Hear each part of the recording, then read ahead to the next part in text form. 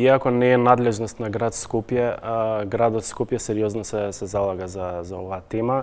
Заедно со нашите јавни предпријатија сме се ангажирали на чистење на голем број депонии, како што знаете, градот отвори и телефонско бројче кај што граѓаните ги пријавуваат дивите депонии, меѓутоа овие беа од типот на тие помалите диви депонии и беа исчистени околу 300 диви мали депонии низ Скопје. Ако ви е прашањето за големата дива депонија до салата Борис Трајковски, таму веќе почна акција за чистење на истата и како што најавивме, во тој простор ќе биде промовиран нов зелен парк во градот Скопје.